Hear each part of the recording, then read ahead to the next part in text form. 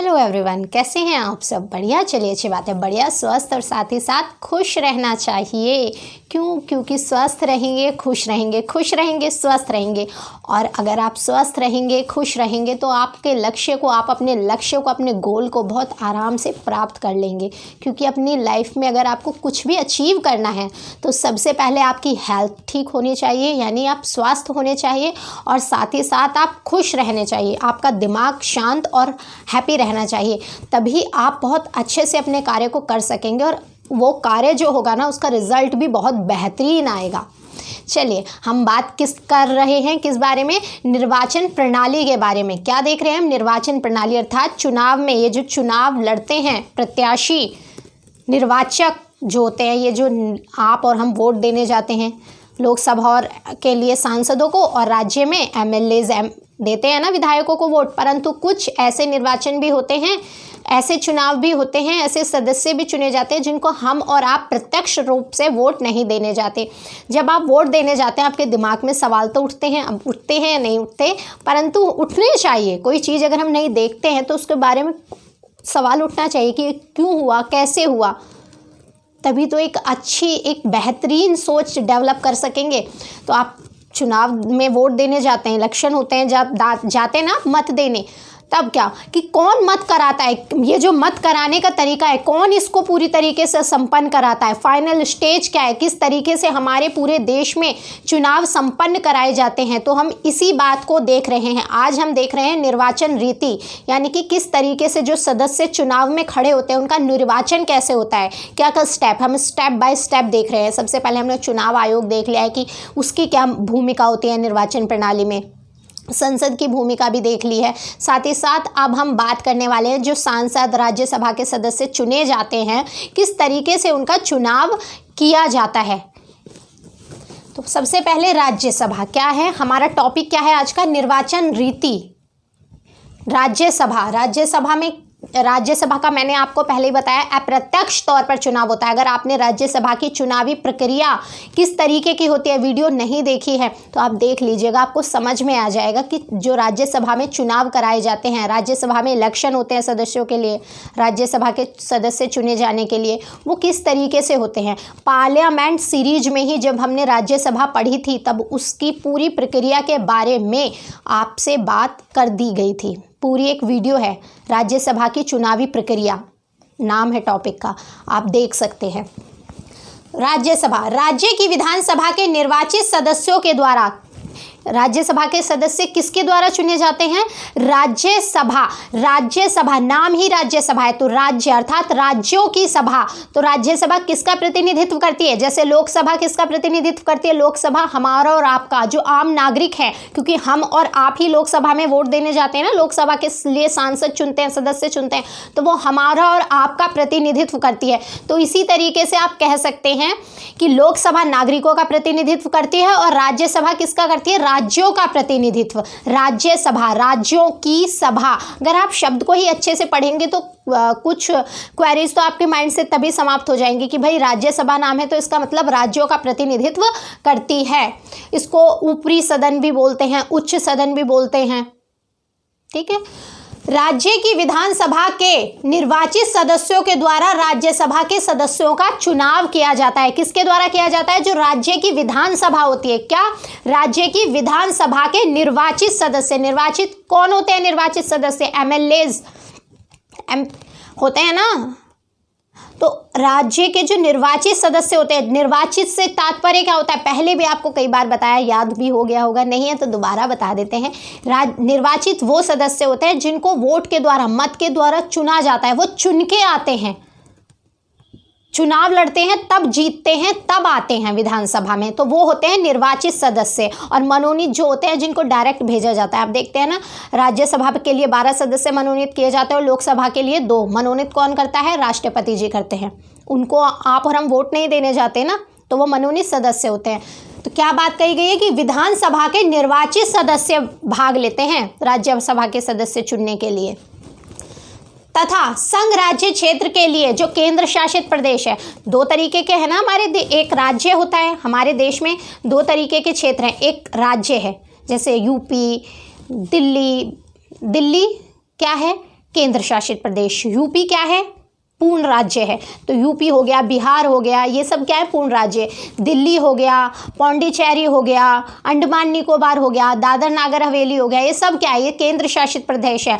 तो अगर आप राज्य के लिए किसी राज्य से राज्यसभा सांसद चुना जाना है तो उसकी विधानसभा के जो निर्वाचित सदस्य होंगे वो भाग लेंगे। अगर किसी केंद्र शासित प्रदेश के लिए, या संघ शासित प्रदेश भी बोला जाता है, तो संघ शासित प्रदेश के लिए आपको राज्यसभा के लिए मेंबर चुनना है तो उसका जो निर्वाचन किया जाएगा वो एक निर्वाचक मंडल के द्वारा किया जाएगा। ये याद रखिएगा, आप पूछ सकते हैं कभी, आप दो सेम पूछ लेते हैं कि अगर केंद्र शासित प्रदेश के लिए राज्यसभा का सदस्य चुनना हो तब क्या होगा? तब उनका जो चुनाव होगा वो एक निर्वाचक मंडल के द्वारा चुना जाएगा। निर्वाचन मंडल का गठन होगा। उसके बाद वही निर्वाचक मंडल राज्यसभा के लिए मेंबर अपॉइंट करेगा अपने यहाँ से, केंद्र शासित प्रदेश से। क्लियर है बात? चुनाव अप्रत्यक्ष निर्वाचन प्रणाली के द्वारा, आपको पहले भी बताया कि जो राज्यसभा का चुनाव होता है उसमें आप और हम वोट देने नहीं जाते ना, तो क्या होगा? वो अप्रत्यक्ष चुनाव, क्योंकि कहीं ना कहीं अप्रत्यक्ष क्यों कहा गया है? क्योंकि कहीं ना कहीं हाथ हमारा ही होता है, हम और आप ही, हम नागरिक ही होते हैं उस चुनाव के पीछे भी, परंतु अप्रत्यक्ष तौर पर। अप्रत्यक्ष क्यों? क्योंकि इन लोगों, राज्यसभा के लिए जो मेंबर चुने जाते हैं वो लोग चुनते हैं जिनको हमने और आपने वोट देकर विधानसभा में भेजा है। तो अगर आप बात करें तो अप्रत्यक्ष तौर पर हमने ही चुना ना, क्योंकि हमने जो सदस्य वोट देकर वहां भेजे हैं, जिन पर हमने भरोसा जताया है, वही लोग राज्यसभा के लिए मेंबर चुन रहे हैं। तो इसलिए कहा गया है अप्रत्यक्ष। लोकसभा के लिए हम सीधे तौर पर वोट देने जाते हैं, जिसे हमने वोट दिया वो जीत जाता है। यहाँ पर क्या होता है? हम पहले विधानसभा के सदस्यों के लिए वोट देते हैं, वो जब जीतते हैं उसके बाद राज्यसभा की सीट के लिए वो चुनाव करते हैं। ठीक है, तो यह चुनाव अप्रत्यक्ष निर्वाचन प्रणाली के द्वारा व आनुपातिक प्रतिनिधित्व पद्धति। पूछा जा सकता है आपसे कि राज्यसभा का चुनाव अप्रत्यक्ष चुनाव के द्वारा होता है? बिल्कुल होता है। और साथ ही साथ ये भी पूछ सकते कि आनुपातिक प्रतिनिधित्व पद्धति या प्रणाली के आधार पर किया जाता है? बिल्कुल किया जाता है। तो एकल संक्रमणीय मत द्वारा होता है। क्या? एकल संक्रमणीय मत द्वारा होता है। ये जो तीनों बातें लिखी गई हैं, अप्रत्यक्ष निर्वाचन, आनुपातिक प्रतिनिधित्व, साथ ही एकल संक्रमणीय मत, सिंगल वोट ट्रांसफरेबल, मैंने ये सारी बातें आपको जब राज्यसभा की चुनावी प्रक्रिया पढ़ाई है उसमें बहुत डिटेल में बताई है। अगर आप उसको देख लेंगे एक बार तो आपको क्लियर हो जाएगा कि राज्यसभा में चुनाव किस तरीके से होते हैं।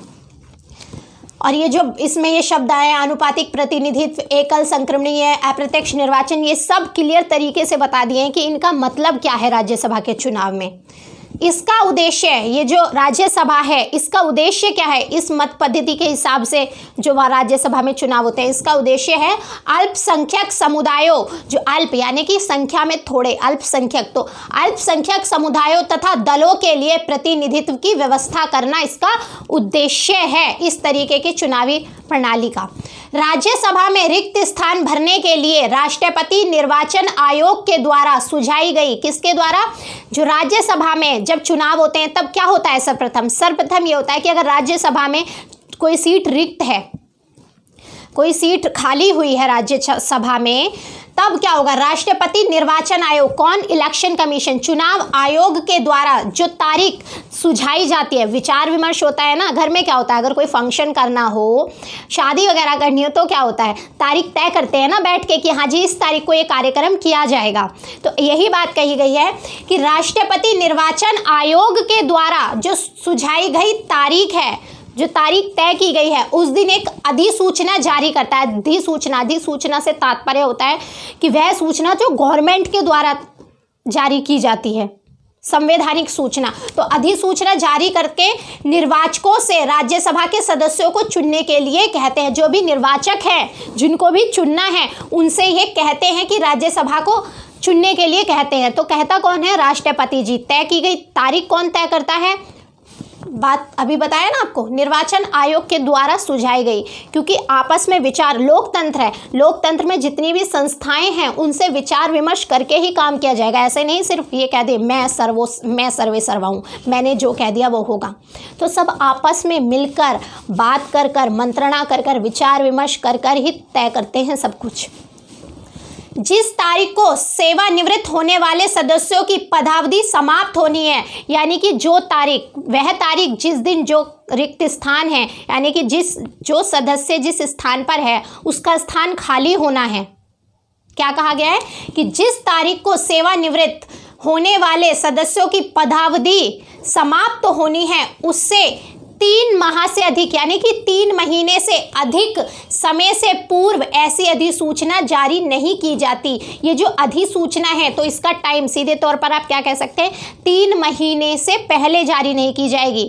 जब सिर्फ 3 महीने का टाइम ड्यूरेशन होगा, 3 महीने के में जारी की जाएगी। तो क्लियर है, कह दिया गया कि आप ऐसा नहीं है कि 6 महीने पहले ही, 1 साल पहले यदि सूचना जारी कर दें कि ये सदस्य सेवानिवृत्त होने वाला है। नहीं, 3 महीने का टाइम ड्यूरेशन है। ठीक है, कि जिस तारीख को सेवानिवृत्त होने वाले सदस्यों की पदावधि समाप्त होनी हो उससे 3 महीने से अधिक समय से पहले ऐसी अधिसूचना जारी नहीं की जाती है।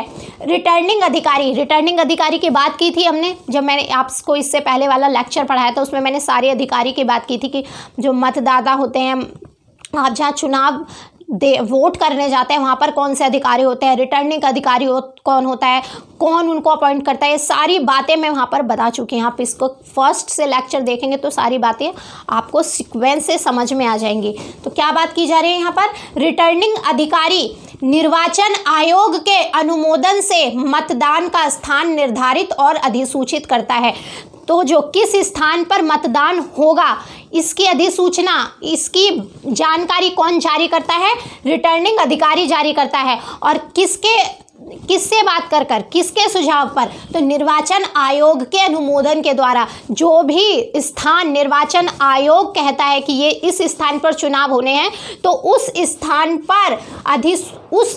स्थान पर चुनाव कराने के लिए रिटर्निंग अधिकारी फाइनल तौर पर अधिसूचना जारी करता है। याद रखिएगा, आप क्लियर रखिएगा, पता चल आपको इसको पढ़ने के बाद ये पता चल जाएगा जो हमारे यहाँ पर चुनाव होते हैं वो किस तरीके से होता है, कौन कौन अधिकारी उसमें शामिल होता है। सर्वप्रथम क्या किया जाता है जब चुनाव, अगर किसी को चुनाव लड़ना हो, अगर आपको चुनाव लड़ना हो, इलेक्शन में खड़ा होना हो, तो आपको यहाँ से बहुत सारी नॉलेज मिल जाएगी कि किस तरीके से आपको अपना जो पत्र है, जाते हैं ना आप DM के ऑफिस में, अगर आपके क्षेत्र का जो भी निर्वाचन क्षेत्र है उसका जो DM है, जाते हैं ना। और जब प्रधानमंत्री जी भी चुनाव लड़ते हैं तो वो भी अपने क्षेत्र का जो निर्वाचन क्षेत्र से जिससे वो चुनाव लड़ते हैं तो वहीं पर जाते हैं वो भी। तो ठीक है, पढ़िए, DM बन जाएंगे आप भी, बिल्कुल। तो जिस तारीख को सेवानिवृत्त होने वाले सदस्यों की पदावधि समाप्त होनी हो उससे 3 माह से अधिक समय से पूर्व ऐसी अधिसूचना जारी नहीं की जाती। रिटर्निंग अधिकारी निर्वाचन आयोग के अनुमोदन से मतदान का स्थान निर्धारित और अधिसूचित करता है। अब बात करते हैं लोकसभा की। ये हमने राज्यसभा देख लिया, अब लोकसभा के लिए क्या होता है। राष्ट्रपति राजपत्र में, राजपत्र क्या होता है, राजपत्र, राज यानी कि राज्य, पहले राजा होते थे ना, तो जो अधिसूचना जारी की जाती थी उसको राजपत्र कहा जाता था। आज भी राजपत्र कहते हैं, क्यों, क्योंकि वो हमारे गवर्नमेंट ने जारी की है। तो राष्ट्रपति जी, और आप हमारे जो राष्ट्रपति जी हैं वर्तमान समय में राजा जैसा तो कोई पद नहीं है, परंतु राष्ट्रपति जी हमारे प्रथम नागरिक हैं। आप देखते हैं प्रधानमंत्री जी, मुख्यमंत्री, विधायक, सांसद सबके कार्टून बन सकते हैं, पर न्यूज़पेपर में आप देखते भी हैं, परंतु राष्ट्रपति जी का नहीं बन सकता। क्यों, क्योंकि हमारे देश के प्रथम नागरिक है। एक रेपुटेशन है इस पद की, सभी पद की है, परंतु क्लियर तौर पर बात ये याद रखिएगा, राष्ट्रपति जी के लिए आप ऐसा नहीं कि आप उनका कोई कार्टून बना दे या कुछ अभद्र भाषण का प्रयोग, अभद्र, अगर आप बात कर रहे हैं तो अभद्र व्यवहार करें, नहीं, बिल्कुल नहीं कर सकते। तो राष्ट्रपति राजपत्र में प्रकाशित अधिसूचना द्वारा निर्वाचन आयोग द्वारा, इसमें भी कौन तारीख सुझाता है, तारीख तय करता है, राष्ट्रपति जी और निर्वाचन आयोग। यानी कि जब जो राष्ट्रपति जी अधिसूचना जारी करते हैं वो जारी तब करते हैं, उस तारीख के लिए अधिसूचना जारी करते हैं कि इस दिन चुनाव होने हैं। जब निर्वाचन आयोग जो तारीख तय करता है, साथ मिलकर तय की जाती है, लोकतंत्र है, बिल्कुल साथ मिलकर ही कार्य किया जाता है।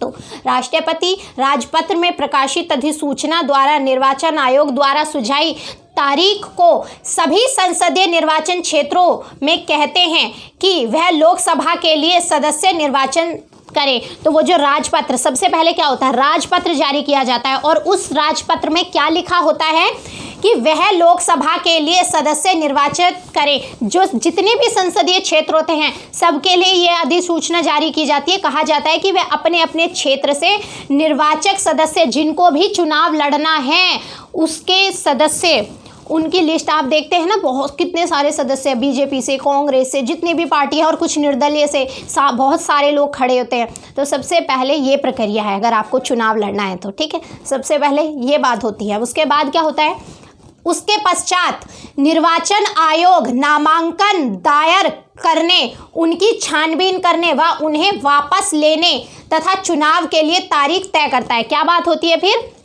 आप नामांकन पत्र भरने जाते हैं, पर्चा भरना भी बोलते हैं, आप बोलते हैं ना आम भाषा में, उस नामांकन दाखिल करने जाते हैं। भाई अगर आपको चुनाव में भाग लेना है तो पता तो होना चाहिए ना चुनाव आयोग को कि कितने लोग खड़े हुए हैं। सिर्फ हाथ खड़े करने से नहीं कि भाई मुझे चुनाव में भाग लेना है, आपको ऑफिशियली जाकर नामांकन दाखिल करना पड़ता है जो भी आपका निर्वाचन क्षेत्र है उसमें, ठीक है। तो उसके पश्चात निर्वाचन आयोग नामांकन दायर करने, क्या कहता है निर्वाचन आयोग, सब की नामांकन दायर करने के लिए कहता है। उसके बाद उनकी छानबीन की जाती है, क्योंकि नामांकन तो दायर कर दिए गए परंतु आप चुनाव लड़ सकते हैं या नहीं लड़ सकते, कोई ऐसी जानकारी नहीं है जिसके कारण आप अयोग्य साबित हो रहे हैं, या कुछ ऐसा क्राइम, करप्शन, कुछ ऐसे मामले तो पीछे आप पे नहीं चल रहे कि आप चुनाव लड़ने के अयोग्य हो जाए। तो जब वो नामांकन दाखिल किया जाता है उसके बाद छानबीन की जाती है।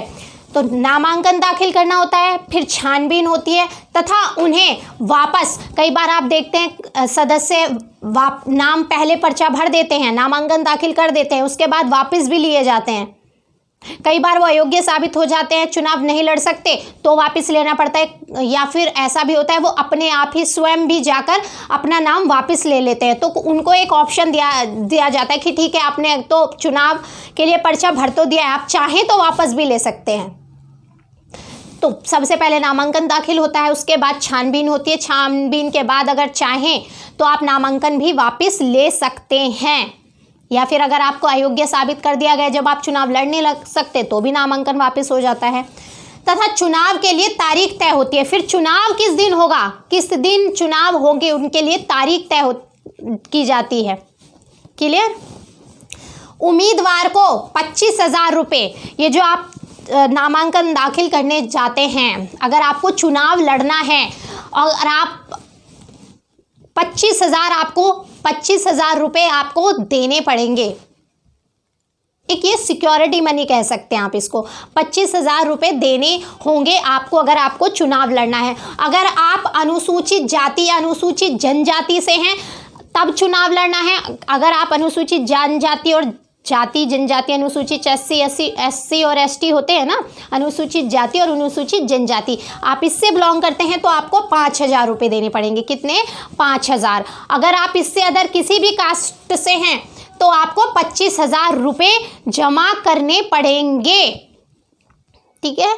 और ये राशि ऐसा नहीं है कि वो अपने पास रखते हैं, वापस हो जाती है, परंतु अगर आप निर्धारित वोट, जितने निर्धारित हैं उतने वोट नहीं ले सके, जब आपने चुनाव लड़ा, मतदान हुए, जब मतदानों की काउंटिंग हुई तो जितने निर्धारित वोट हैं कि कम से कम इतना वोट तो आपको मिलना ही चाहिए, अगर आप उतने वोट नहीं ले सके तब ये राशि जो आपने जमा की है ये जब्त हो जाती है, तब ये वापस नहीं मिलेगी आपको, तब ये जब्त हो जाएगी। तो क्या बात कही गई है कि उम्मीदवार को 25,000 रुपये और अनुसूचित जाति या जनजाति को 5,000 रुपये सिक्योरिटी मनी के तहत नामांकन विधि मान्यकरण के लिए, अब अगर आप ऑफिशियल नाम दें तो किस लिए, नामांकन विधि मान्यकरण के लिए जमा करने होते हैं। देखते हैं ना आप, अगर आपको कॉलेज में एडमिशन लेना हो तो क्या करते हैं, रजिस्ट्रेशन कराते हैं, रजिस्ट्रेशन फ़ी भी जमा करते हैं ना, इसी तरीके से। साथ ही साथ न्यूनतम मत हासिल ना हो तो राशि जब्त कर ली जाती है। क्लियर रखिएगा ये बात, आपसे पूछा भी जा सकता है क्वेश्चन। निर्वाचन के लिए उम्मीदवार व्यक्ति को, यानी कि जो चुनाव में खड़ा है, निर्वाचन के लिए उम्मीदवार व्यक्ति को तीसरी अनुसूची, किस अनुसूची, थर्ड अनुसूची, संविधान में 12 अनुसूचियां हैं वर्तमान में, उसमें से जो तीसरी अनुसूची है, तीसरे नंबर की अनुसूची है, तो निर्वाचन के लिए उम्मीदवार व्यक्ति को तीसरी अनुसूची में दिए गए प्रारूप के अनुसार, जो भी प्रारूप तीसरी अनुसूची में दिया गया है उसी के अनुसार शपथ लेनी होती है, शपथ लेनी होती है या प्रतिज्ञान करना होता है। प्रतिज्ञान अर्थात प्रॉमिस करता है कि मैं जिस पद पे जा रहा हूँ मैं उसके प्रति सच्ची निष्ठा और श्रद्धा रखूंगा, इस बात की शपथ लेनी पड़ती है, प्रॉमिस करना पड़ता है। ठीक है। रिटर्निंग अधिकारी नामांकन पत्र की वैधता की जांच के बाद, ये जो रिटर्निंग अधिकारी अपॉइंट किए जाते हैं, क्योंकि मैंने आपको पहले भी बताया जो चुनाव आयोग है हमारा वो सिर्फ 3 सदस्य है, परंतु इतने बड़े स्तर पर भारत जैसे देश में चुनाव कराने के लिए मात्र 3 सदस्य काफ़ी रहेंगे? नहीं, उनको राज्य के द्वारा, केंद्र के द्वारा कुछ कर्मचारी, कुछ ऑफिसर्स दिए जाते हैं। तो उनमें से एक ऑफिसर है रिटर्निंग अधिकारी। कौन कौन से ऑफिसर दिए जाते हैं वो मैंने इससे पहले जो लेक्चर बनाए हैं उसमें सब बता दिया। अगर आप फर्स्ट लेक्चर निर्वाचन प्रणाली के सारे लेक्चर देखेंगे तो आपको समझ में आ जाएगा कि इलेक्शन किस तरीके से होते हैं, और अगर आप चुनाव लड़ना चाहते हैं तब भी आपको समझ में आ जाएगी कि किस तरीके से आपको चुनाव लड़ना है, क्या क्या कार्य होते हैं, कितनी राशि जमा की जाती है, सब पता चल जाएगा। तो रिटर्निंग अधिकारी नामांकन पत्र की वैधता, यानी कि जो नामांकन पत्र आपने दाखिल किया है वो कितना वैध है, कुछ गलती तो नहीं है उसमें, वो अवैध तो नहीं है। तो नामांकन पत्र की वैधता की जांच के बाद वैध रूप से नामांकित उम्मीदवारों की एक सूची जारी करता है, क्योंकि आप देखते हैं जब ये बात अधिसूचित की जाती है, सूचना दी जाती है कि अपने अपने क्षेत्र से सब उम्मीदवारों को देते हैं ना भाई, चुनाव होगा तो सब नामांकन पत्र दाखिल करने जाते हैं। अब सब दाखिल कर तो देते हैं, परंतु उसमें से कौन वैध है और कौन अवैध, यानी कि कौन चुनाव लड़ सकता है और कौन चुनाव नहीं लड़ सकता, इसके बारे में जब फाइनल तौर पर ये जांच कर ली जाती है रिटर्निंग अधिकारी के द्वारा, तब एक सूची जारी की जाती है। आप देखते हैं ना, चुनाव की तारीख से पहले सूची जारी की जाती है सभी पार्टियों के द्वारा कि हमारी तरफ से ये सदस्य चुनाव में हिस्सा ले रहे हैं। उससे पहले सिर्फ कयास लगाए जाते हैं, भाई बीजेपी से ये खड़ा हो सकता है, कांग्रेस से ये हो सकता है, ये हो सकता है, वो हो सकता है, सिर्फ बातें होती हैं। परंतु जब एक ऑफिशियल सूचना जारी हो जाती है तब बात होती है कि हाँ ये सदस्य खड़ा है, अगर हमें बीजेपी को वोट देनी है तो इसको देंगे, कांग्रेस को देनी है इसको देंगे, आम आदमी को देनी है इसको देंगे। ये सारी बातें क्लियर है आपको? तो लोकसभा के लिए प्रत्यक्ष निर्वाचन है, आपको पता है ना, राज्यसभा के लिए अप्रत्यक्ष निर्वाचन है, लोकसभा के लिए प्रत्यक्ष निर्वाचन है। क्यों प्रत्यक्ष? अर्थात हम और आप सीधे तौर पर वहां पर वोट देने, मतदान करने जाते हैं। तो लोकसभा है तो प्रत्यक्ष निर्वाचन होने के कारण भारत के राज्य क्षेत्र को प्रादेशिक निर्वाचन क्षेत्रों में विभाजित करना होता है। मैंने आपको पहले भी बताया था इससे पहली वाली वीडियो में कि परिसीमन आयोग होता है, परिसीमन आयोग का गठन किया जाता है। जब जनसंख्या जनगणना होती है उसके बाद गठन किया जाता है संसद के द्वारा। उसका कार्य क्या होता है, जो जितनी भी निर्वाचन क्षेत्र है जहाँ जहाँ से जो भी सदस्य खड़े होगा उनका निर्धारण किया जाता है। कौन करता है? परिसीमन आयोग। तो यही कहा गया है कि लोकसभा हेतु प्रत्यक्ष निर्वाचन होने के कारण भारत के राज्य क्षेत्र को, भारत में जितने भी राज्य हैं सबको, भारत के राज्य क्षेत्र को प्रादेशिक निर्वाचन क्षेत्रों में विभाजित किया जाता है, बांटा जाता है। सभी निर्वाचन क्षेत्र की जनसंख्या तथा उसके लिए जो स्थान आवंटित किए गए हैं की संख्या का अनुपात जहां तक हो सके, मतलब कोशिश ये रहती है कि जो वहां पर जनसंख्या है निर्वाचन क्षेत्र में, साथ ही साथ वहां जो स्थान बांटे गए हैं कि इस क्षेत्र से इतने सदस्य खड़े हो सकते हैं, तो इन दोनों को जहां तक हो सके इनका जो अनुपात है वो राज्यों में बराबर होना चाहिए। कोशिश ये की जाती है, परंतु सभी राज्यों में बराबर नहीं होता। क्यों? क्योंकि सभी की जनसंख्या अलग है, सभी का क्षेत्र अलग होता है। परंतु कोशिश ये रहती है कि जो भी अनुपात है जनसंख्या का और निर्वाचन क्षेत्र का, वहाँ जो आवंटित सीटें हैं वो अनुपात बराबर रखने की पूरी कोशिश की जाती है, जिससे सभी को मौका मिले, सभी का समान प्रतिनिधित्व। क्लियर रखिएगा बात। प्रत्येक संसदीय निर्वाचन क्षेत्र एक सदस्य का निर्वाचन क्षेत्र होता है, यानी कि जितने भी निर्वाचन क्षेत्र में बांटा गया है उससे एक सदस्य निर्वाचित होकर आता है। खड़े तो बहुत सारे होते हैं, आपको पता है ना, परंतु जीतता तो एक ही है।